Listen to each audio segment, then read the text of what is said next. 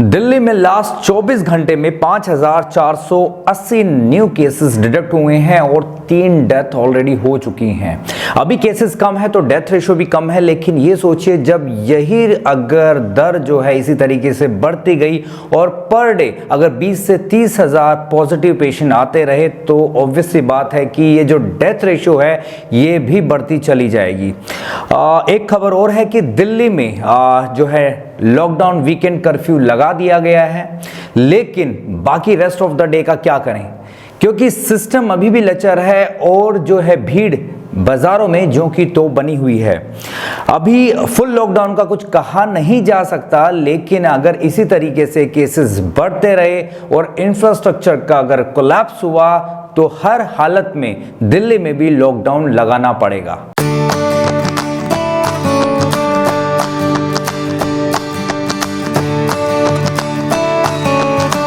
जिस दर से दिल्ली में कोरोना के पेशेंट बढ़ रहे हैं तो इस वीकेंड तक 10,000 पर डे केसेस को ये क्रॉस कर देगा।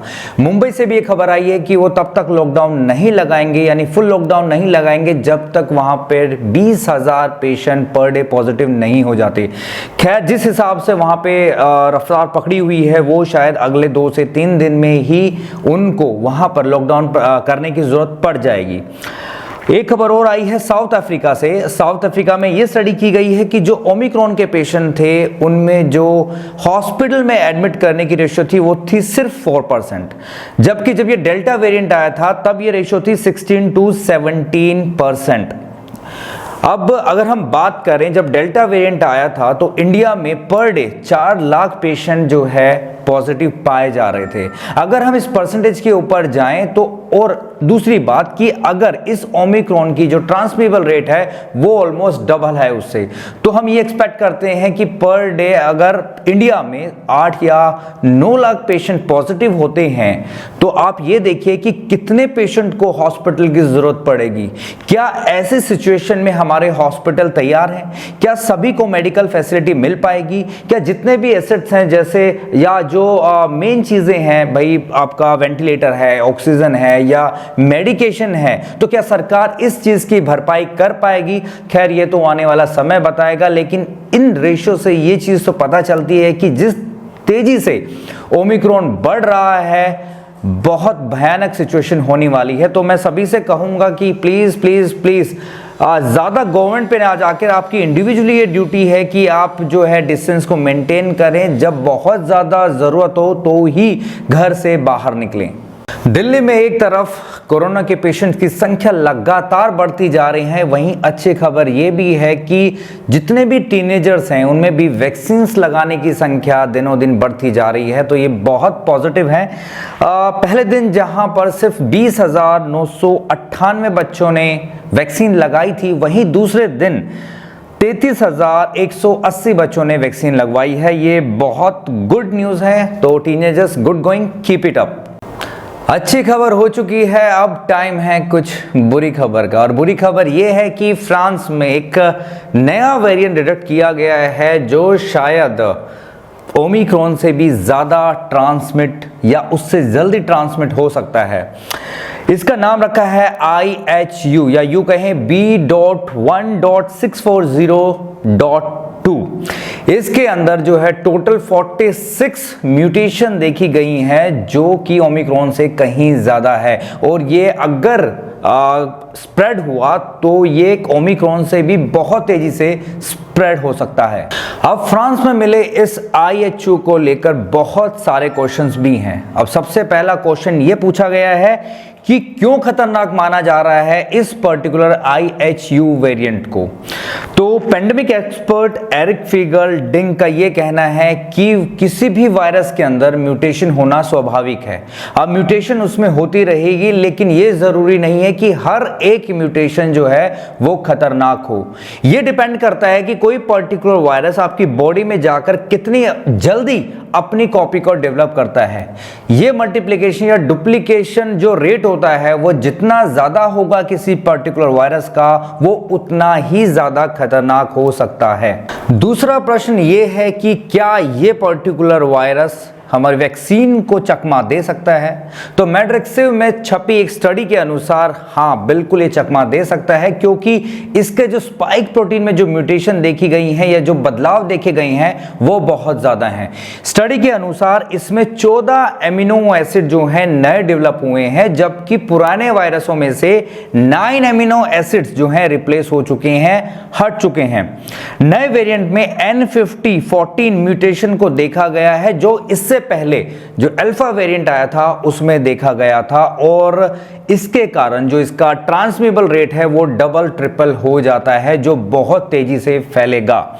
इसके अलावा भी E484K म्यूटेशन इसमें देखी गई है, जो शायद जिसकी वजह से जितने भी वैक्सीन हैं वो भी इसके अगेंस्ट इनइफेक्टिव रहने वाली है। तो हाँ, एक पॉइंट ऑफ कंसर्न है कि अगर ये वायरस जो है अगर सोसाइटी में या किसी देश विदेश में जब ये फैलेगा तो सच में ये पीक पे जाएगा, और क्या होने वाला है खैर वो तो टाइम बताएगा। लेकिन फिलहाल टाइम है कि हम जो एग्जिस्टिंग वायरस है ओमिक्रॉन वेरिएंट, इस पर काबू कैसे पाएं।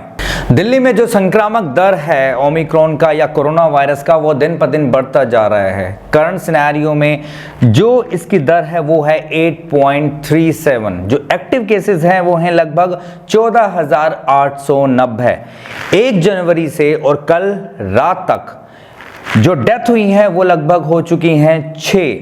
अभी खैर जिस हिसाब से केसेस बढ़ रहे हैं उसके हिसाब से ये फिर भी जस्टिफाई होता है, लेकिन जैसे जैसे केस बढ़ते हैं, जैसे जैसे मेडिकल फैसिलिटी का अभाव होगा, उस हिसाब से ये शायद दर बढ़ भी सकती है डेथ की।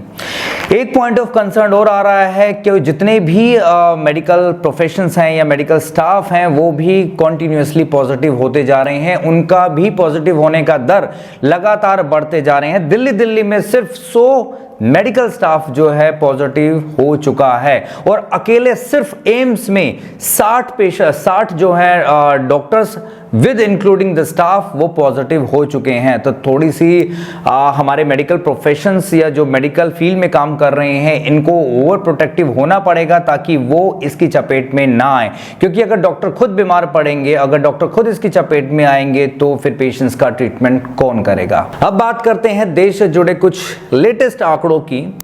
तो सबसे पहले बात करते हैं दिल्ली की, जहां लास्ट 24 घंटे में जो कोरोना के पॉजिटिव पेशेंट पाए गए हैं वो है 5,481, जिनमें से 3 लोग जो हैं अपनी जान गंवा चुके हैं। यूपी में 992, यहां पर कोई भी डेथ रिकॉर्ड नहीं की गई है। उत्तराखंड में 310 पॉजिटिव पाए गए हैं, यहां पर भी 1 डेथ जो है रिकॉर्ड की गई है। हरियाणा में 1,132, कोई डेथ नहीं।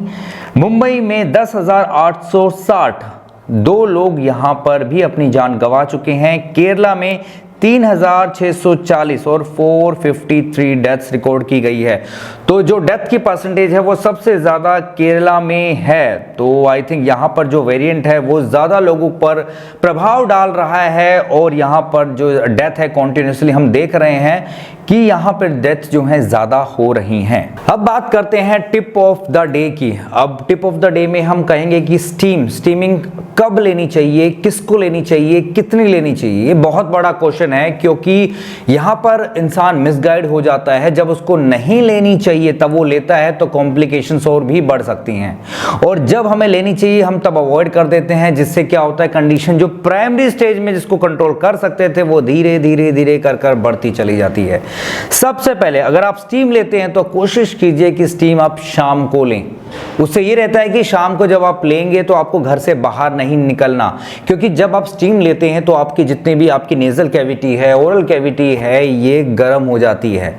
और जब आप बाहर जाते हैं तो जब वो ठंडी हवा जब इनहेल करते हैं तो हो सकता है कि आपको टॉन्सिलाइटिस वगैरह हो जाए, आपका गला खराब हो जाए, खराश बढ़ जाए, बलगम वगैरह बन जाए। तो ये चीजें ना होने दे। तो कोशिश कीजिए कि जब भी ले शाम को ले।